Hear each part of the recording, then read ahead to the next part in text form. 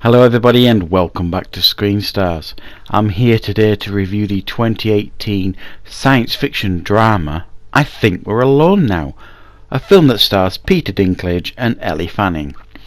This is, guys, a science fiction drama in every sense of the word. If you like really quite thought-provoking, slow-paced science fiction that's heavy on the drama, then this is a film you're going to enjoy, guys. This film focuses on the Earth. There's been some kind of post-apocalyptic event. The vast majority of the population has died. It doesn't give an explanation as to why. We don't get any of that in this film. And at the beginning of this film we meet Peter Dinklage's character Dell, who is the last remaining survivor of his town, and I think he mentions at one point that there was 16,000 living in this town, and he's the last surviving member of this town. And at the beginning of the film it's all on his own. He spends his days basically cleaning the houses, disposing of the bodies, and looking for useful items that can keep his life some kind of comfort, like batteries, laptops, things like that. And he lives at the local library where he actually worked before this event took place. And reasonably early into the movie, a shocking event takes place for him when he realises actually he's not alone, because he's never ventured outside this town, and we don't know how long ago this event took place, when all these people died. We don't know if it was a month ago, 2 years ago, 10 years ago. It doesn't give any explanation, so don't expect that with this movie, guys. But quite early into the movie, Elle Fanning turns up in his little town. And this really puts his life out of kilter, because he's quite a lonely guy anyway, which is quite clear. He actually seems quite comfortable in this life that he's living, and now there's Elle Fanning's character has come into his life, and he doesn't know what to do about that. He's quite grumpy about it. He's not particularly sociable, but they come to an arrangement, basically, a trial period he calls it, where she can stay, and over a period of time she stays and assists him with his job at the town in regards to cleaning out the houses and disposing of bodies, etc, etc, etc. And as the film goes on, their relationship develops, and further down the line there are further shocks in store for Dell that may or may not be in relation to Elle Fanning's character. So that's basically all I want to say in the story. Not that this film is packed full of shocks and twists, but obviously I don't want to get into too spoilery territory for you.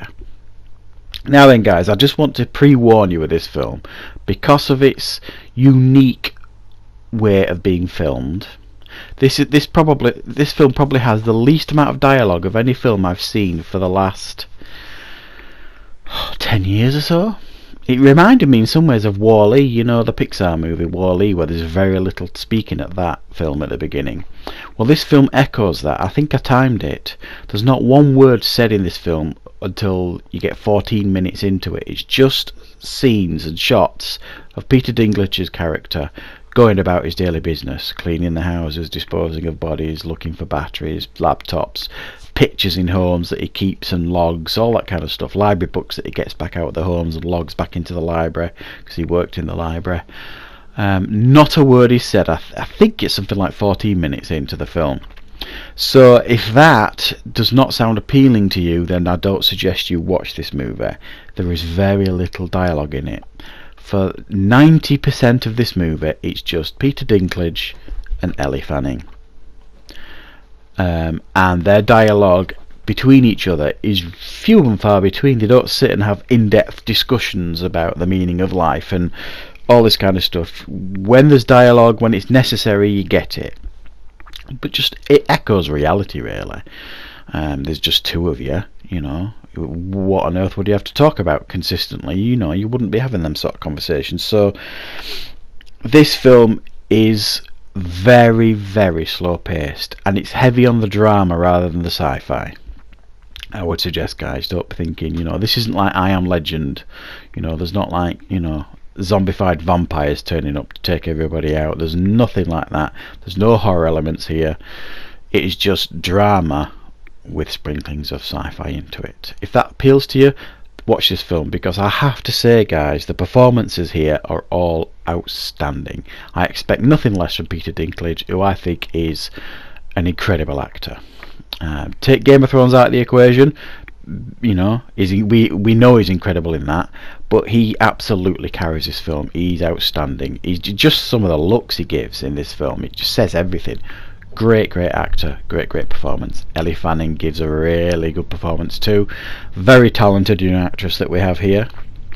And this film is shot beautifully and looks beautiful and has quite a haunting soundtrack as well. So everything about this film is top quality in the way it looks, the way it sounds, the way it's shot, and the way it's acted, and the way it's written. Everything is top notch. However, be warned, guys, this is very slow paced. It is an acquired taste, and if you like really good dramas but you want a little bit of something different, well, the sci-fi element here does add that bit of difference to it. So I'm going to give it a 7 out of 10, guys, because this clearly isn't for everybody, but I have to say I quite enjoyed it. I enjoyed watching this film, and I enjoyed more than anything just watching these performances in this film. So there you go, guys. I think we're alone now. I hope you enjoyed the review, and thank you very much for watching.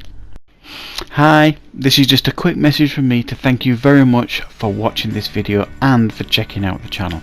Please do me a huge favour and click that like button.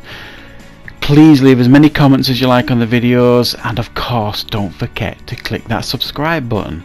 And if you do click that subscribe button, click the notification bell as well, so that you never miss out on any content that I put up on YouTube. So thanks very much for watching, guys. I really do appreciate it, and I'll see you next time on Screen Stars.